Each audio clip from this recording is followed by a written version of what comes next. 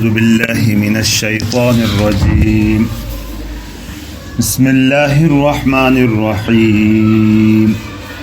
هو الذي أنزل من السماء ماء لكم منه شراب ومنه شجر فيه تسيمون ينبت لكم به الزرع والزيتون والنخيل والأعناب ومن كل الثمرات إن في ذلك لآية لقوم يتفكرون. صدق الله العظيم.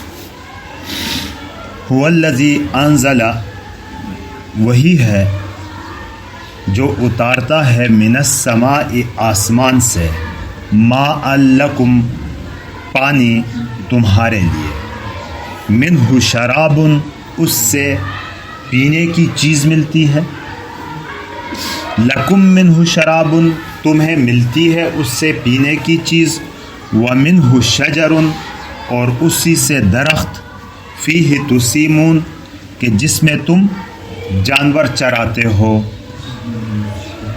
یہ اللہ کی نعمتوں کا ذکر ہے اور بار بار یہ کیا جاتا ہے کیونکہ انسان بڑا غافل ہے، اس نعمتیں اللہ کی استعمال کرتا ہے، اپنی آنکھوں سے دیکھتا بھی ہے، لیکن اس طرف توجہ اس کی اس انداز سے نہیں ہوتی۔ اس لیے اس سورت کو سورۃ النعم بھی کہا جاتا ہے۔ یہاں اللہ کی نعمتوں کا ذکر کر کے انسانیت کو اس طرف متوجہ کیا جا رہا ہے۔ هو الذی انزل، اللہ وہ ذات ہے کہ جس نے اتارا من السماء آسمان سے، ماء پانی۔ اب سما سے مراد ایک جرم سما ہے، آسمان کا جو جسم ہے، ایک عربی میں جو آپ کے اوپر ہے اس کو آسمان کہا جاتا ہے، جو آپ کے سر کے اوپر ہے وہ آسمان کا، اوپر سے مراد اوپر سے پانی برسایا۔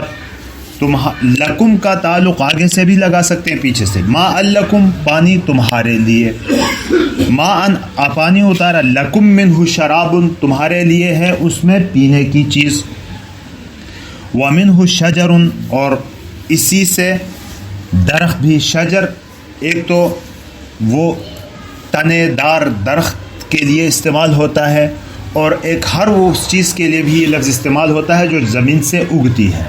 تو اگر یہ عام مراد لیا جائے تو ساری ہی چیزیں، لیکن یہ حالات بتا رہے ہیں کہ یہ عام اگنے والی چیز مراد ہے، کیونکہ فیہ تسیمون کہ اسی میں تم اپنے جانوروں کو چراتے ہو۔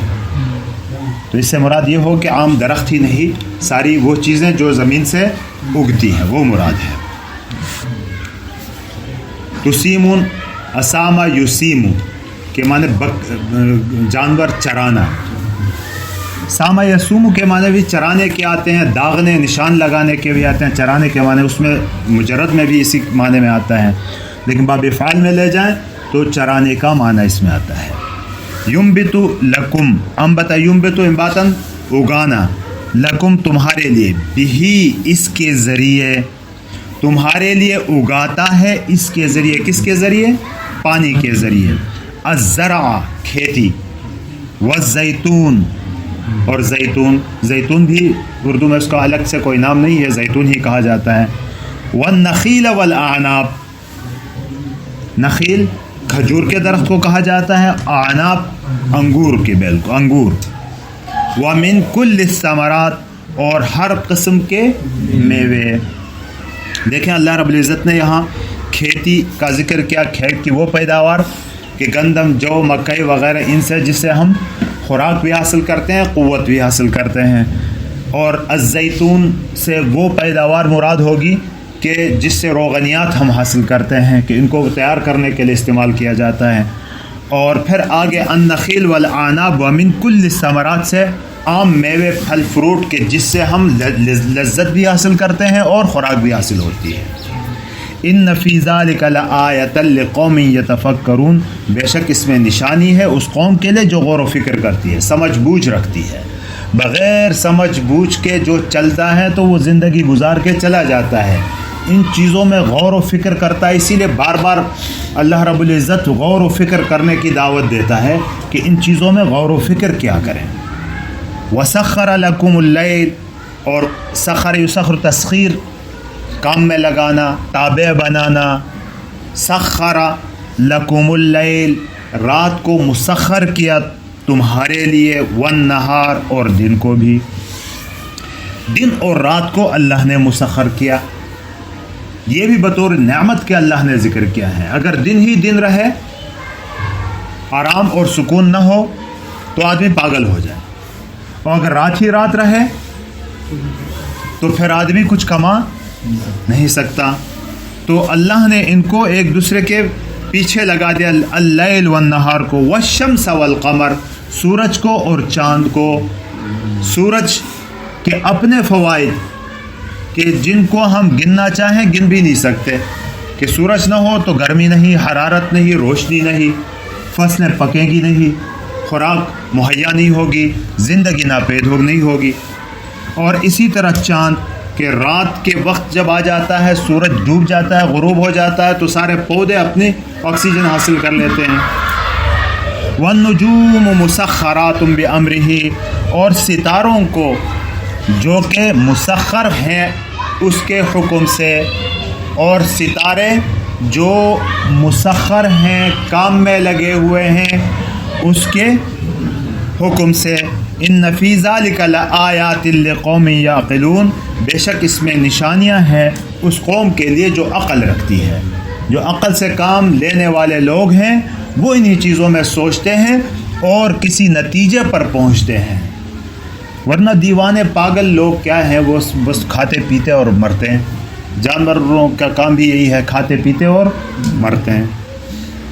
وما زرع لکم فی الارض اور جو زرع یزرع کے معنی پیدا کرنا، پھیلانا. زرع لکم تمہارے لیے پیدا کیا، فی الارض زمین میں، مختلفاً الوانہ کہ جس کے رنگ مختلف ہیں. مختلفاً الوانہ یعنی قسم قسم کی، طرح طرح کی چیزیں اللہ نے پیدا کی. ان فی ذالک اور بار بار اللہ رب العزت متوجہ فرماتے ہیں کہ ان فی ذالک لآیۃ لقوم یذکرون بے شک اس میں نشانی ہے اس قوم کے لیے جو نصیحت حاصل سمجھتی ہے. وَهُوَ الَّذِي سَخَّرَ الْبَحْرَ وہی ہے جس نے مسخر کیا سمندر کو، لِتَأْكُلُوا مِنْهُ تاکہ اس میں سے آپ کھائیں، لحمن طریہ تازہ گوشت. لحمن طریہ تازہ گوشت. مچھلی کے گوشت کو لحمن طریہ کہا گیا، تازہ گوشت، کیونکہ باقی جانوروں کو تو ہمیں ذبح کرنا پڑتا ہے تب جا کے وہ پاکیزہ بن جاتا ہے، اس کی گندہ خون نکالنا پڑتا ہے، اور یہ پاکیزہ ہی ہے. سمندروں کے اندر پاک صاف ہی ہیں. وَتَسْتَخْرِجُوا مِنْهُ اور تاکہ تم طلب کرو، نکالو، غوطہ لگا کے نکالو، منہو اس سے، اس سمندر سے، حلیتن زیور، نہیں حلیتن زیور، سونا تو کے لیے تو ذہب آتا ہے نا. وحلو من اساور من ذہب حلیتن، وہ کیا ہے آگے اور بھی حلیہ. حلیتن یہ عام زیورات کے لیے آتا ہے. فضہ تو سونا ہے، نہیں ذہب سونا، فضہ چاندنی، اور حلیتن جو ہے یہ زیورات. وہ سمندر سے پرل نکالتے ہیں، وہ موتی اور سیپ وغیرہ یہ ساری چیزیں نکالتے ہیں، اس سے مختلف قسم کے زیورات بنتے ہیں نا. اور ساحل سمندر جہاں کراچی وغیرہ میں جائیں تو وہاں باقاعدہ طور پر لوگ بیٹھے ہوئے ہوتے ہیں سمندر سے نکالی ہوئی زیورات کی چیزیں بیچنے کے لیے، تو طرح طرح کی چیزیں نکل آتی ہیں. تلبسونہا جسے تم پہنتے ہو. لبس البسو کے معنی پہننا، جسے تم پہنتے ہو. اچھا ہم تو نہیں پہنتے، فرد تو نہیں پہنتے نا یہ زیورات. ہاں یہاں بھی نکلتی، ہاں ابھی سمندروں میں اور پانی میں، نہروں میں یہ نکلتی ہے، یہ ساری چیزیں ہیں. تلبسونہا جسے تم پہنتے ہو. ہم تو نہیں پہنتے بھائی، یہ تو عورتیں پہنتی ہیں نا، مرد تو نہیں پہنتی. یہاں تلبسونہا جسے تم پہنتے ہو.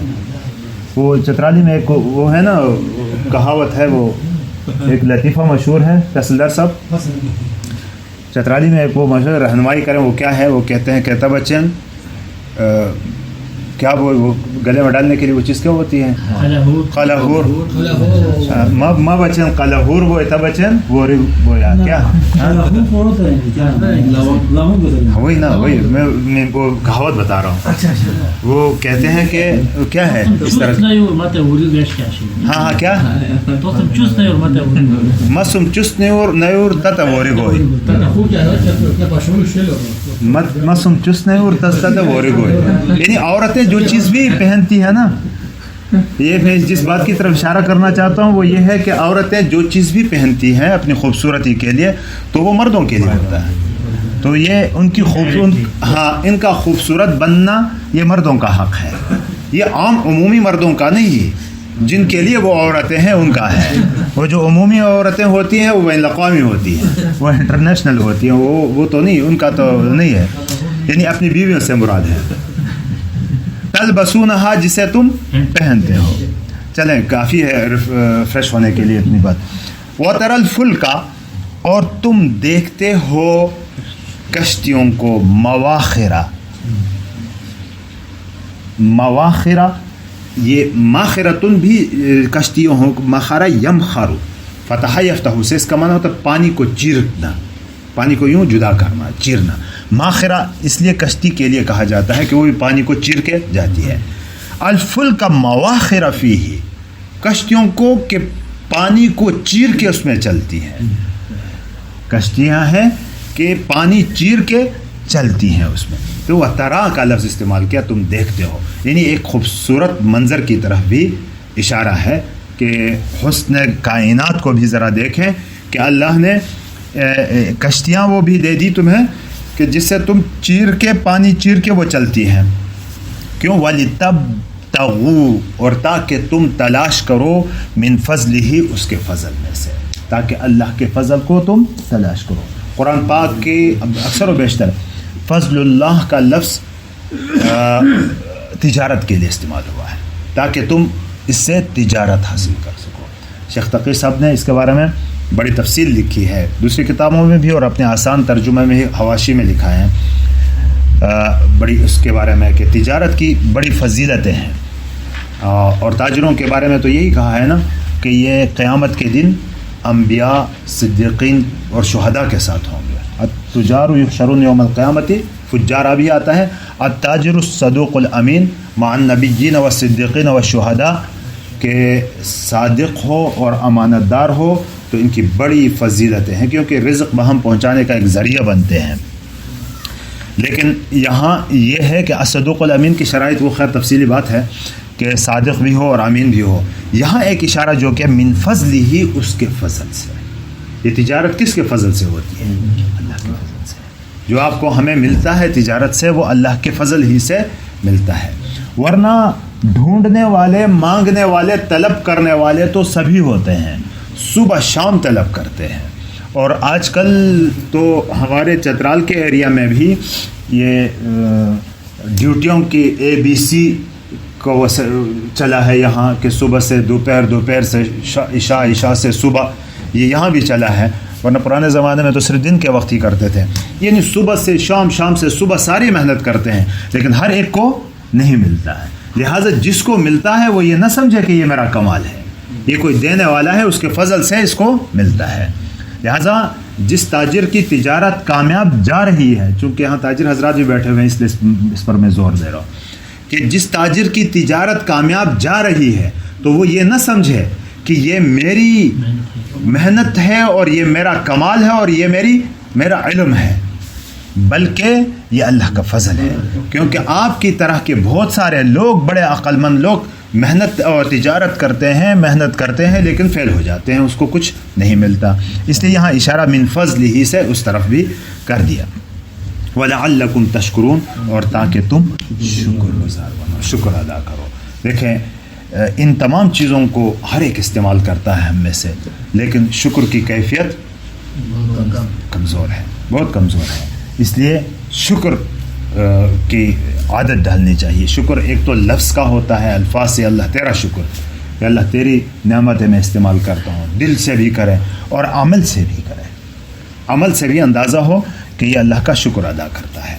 وَأَلْقَى فِي الْأَرْضِ رَوَاسِيَ، اور ڈال دی زمین میں، الرواسی راسیت ان کی جمع پہاڑ، یہ لفظ پہلے بھی گزر چکا ہے، ان تمیدہ کہ تاکہ وہ ڈگمگائے، مادہ یمیدو کے معنی با صلہ آ جائے تو ہلنے کے معنی میں آتا ہے، ان تمیدہ بکم کہ وہ نہ ڈگمگائے تمہیں لے کر۔ اس کا مطلب یہ ہے کہ زمین بغیر پہاڑوں کے اگر ہو، پہاڑ جس انداز سے بھی بنتے ہیں وہ تو ایک فطرت کا قانون اللہ نے اس میں رکھا ہے، اس کے انداز سے بنتے ہیں، لیکن اس کا ایک فائدہ یہ بھی ہے کہ یہ زمین کو جو ارتعاشی حالت تھی اس کی، اس سے روکنے کے لیے ہے۔ یہ جو ہلتی ہے، ایک تو زمین کی مداری حرکت ہے، ایک محوری حرکت ہے، وہ اپنی جگہ ہے، لیکن یہ جو حرکت ہے، یہ جو ارتعاش ہوتا ہے، جنبش قسم کی ہوتی ہے، اس سے روکنے کوئی گریوٹی کا کوئی وہ ہوگا اس میں کہ کشش ثقل کو بنیاد بنا کر اس کو اس انداز سے رکھا ہے کہ بیلنس اس زمین کا برقرار رکھا گیا ہے۔ وَسُبُلًا وَأَنْهَارًا، دیکھو پہاڑ بنائے اور پھر انہارن نہریں بنائی، ان پہاڑوں سے ہی نہریں بنتی ہیں نا آگے۔ وَسُبُلًا، اور پھر ان نہروں کے ساتھ ساتھ پھر راستے بھی بن رہے ہوتے ہیں۔ وَسُبُلًا، اور راستے، لَعَلَّكُمْ تَهْتَدُونَ، تاکہ تم منزل تک پہنچ سکو، تاکہ تم راستہ پا سکو۔ وَعَلَامَاتٍ، اور بہت ساری علامتیں بھی، اب انہی سے آدمی منزل تک نہیں پہنچتا، اور بھی بہت ساری علامتیں اللہ نے رکھی ہوئی ہوتی ہیں۔ کبھی دیکھو راستے چلتے ہوئے کسی نے کوئی درخت کی علامت اپنے سامنے رکھتا ہے کہ اس درخت کی سیدھ میں جاؤں گا تو وہاں پہنچوں گا، کوئی کسی پہاڑ، کسی چوٹی، کسی چٹان، ان کی علامت، وہ بہت ساری علامتیں بھی اللہ نے اس میں رکھی ہیں۔ وَبِالنَّجْمِ هُمْ يَهْتَدُونَ، اور تاروں سے وہ راستہ دریافت کرتے ہیں، راستہ معلوم کرتے ہیں۔ پرانے زمانے میں تو ہوتا تھا، آج کل بھی ہوتا ہوگا، ہوائی جہازوں میں، شاید بحری جہازوں میں راستوں ہی کی ستاروں ہی کو نشان بنا کے اس کی سیدھ میں جا کے اس منزل کی طرف جایا جاتا تھا۔ أَفَمَنْ يَخْلُقُ كَمَنْ لَا يَخْلُقُ، اب آگے ان تمام مخلوقات جو کہ بطور نعمت کے بھی انسانیت کے لیے رکھی گئی ہیں، ان تمام کو بیان کرنے کے بعد فرما رہے ہیں کہ کیا جو پیدا کرتا ہے وہ اسی جیسا ہے جو پیدا نہیں کرتا؟ مشرکین کو عقل سے سوچنے کی دعوت دی جا رہی ہے کہ کیا تمہاری عقل نہیں ہے کہ ایک ذات تو وہ ہے جو ان تمام چیزوں کو اس منظم انداز سے، اس پیارے انداز سے، اس خوبصورت انداز سے تمہارے لیے پیدا کر رہا ہوتا ہے، ایک وہ ہے جو جس کا اس میں دخل ہی نہیں ہے، تو اس جن کو برابر کرتے ہو، اس کے ساتھ شریک بناتے ہو۔ خالق تو مشرکین بھی بتوں کو نہیں مانتے تھے، ان تمام چیزوں کا خالق کون ہے ان سے پوچھا جائے تو وہ بھی اللہ ہی کو مانتے تھے، اس لیے ان کو کہا جا رہا ہے کہ بھائی تم بھی اس چیز کو تسلیم کرتے ہو کہ یہ ساری چیزیں جن کی ہم عبادت کرتے ہیں یہ خالق نہیں ہے، تو اب بتاؤ افمن یخلق، کیا وہ جو پیدا کرتا ہے، کا من اس جیسا ہے، لا یخلق جو پیدا نہیں کرتا۔ ان اللہ افلا تذکرون، کیا تم نصیحت حاصل نہیں کرتے، کیا تم سمجھتے نہیں ہو؟ وَإِن تَعُدُّوا نِعْمَةَ اللَّهِ، عَدَّ يَعُدُّ کے معنی گننا، اگر تم گننے لگو نعمت اللہ، اللہ کی نعمتوں کو، اتنی ساری نعمتیں ذکر کرنے کے بعد آگے فرمائے وَإِن تَعُدُّوا نِعْمَةَ اللَّهِ، اگر اللہ کی نعمتوں کو تم گننے لگو، لا تحصوها، تم اس کو نہیں گن سکتے، شمار نہیں کر سکتے۔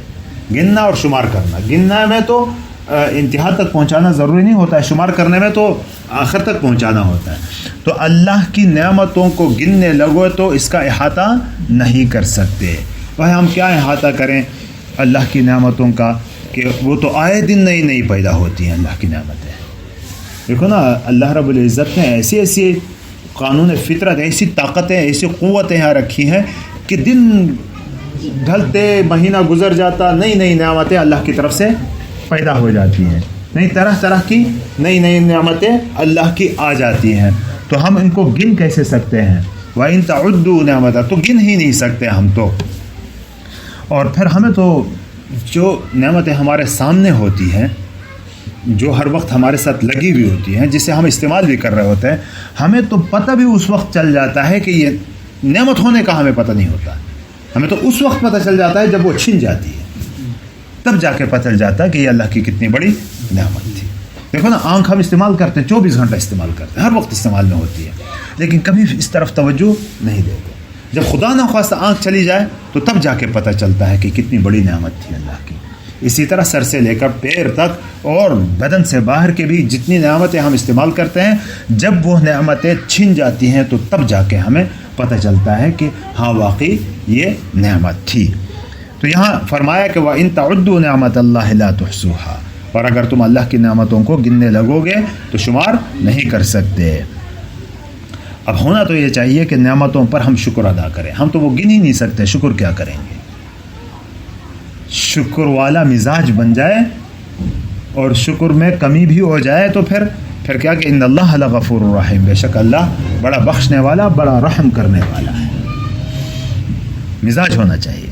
واللہ یعلم ما تسرون وما تعلنون، اور اللہ جانتا ہے جو تم اسر یسر، اسرارن کے معنی چھپا لینا، اعلن یعلن اعلانا، کھلم کھلا بتا دینا. جو کچھ تم چھپاتے ہو اور جو کچھ تم کھلم کھلا کرتے ہو اللہ وہ جانتا ہے. والذین یدعون من دون اللہ، اور وہ لوگ جو جو پکارتے ہیں اللہ کے سوا کو، لا یخلقون شیئا، وہ کچھ بھی پیدا نہیں کر سکتے. وہم یخلقون، اور وہ مخلوق ہیں، وہ خود مخلوق ہیں، کسی کو کیا پیدا کریں. وہم یخلقون، اور وہی پیدا کیے جاتے ہیں. اموات، میت کی جمع اموات، مردہ ہیں. غیر احیاء، حی کی جمع احیاء، زندہ نہیں ہے. یا تو وہ بت مراد ہیں کہ وہ اموات ہے، غیر احیاء ہے، یا بت جس کے نام پر بنا ہے، وہ تو کسی بزرگ بڑی ہستی کے نام پر بت بناتے تھے نا، تو وہ اب مرے ہوئے ہیں، زندہ نہیں ہیں، تو ان کو کیسے شریک ٹھہراتے ہو. وما یشعرون، اور ان کا شعور بھی نہیں ہے کہ ایان یبعثون، کہ کب یہ لوگ دوبارہ اٹھائے جائیں گے، کب دوبارہ مرنے کے بعد اٹھائے جائیں گے. ان کو تو اس کا بھی شعور نہیں ہے.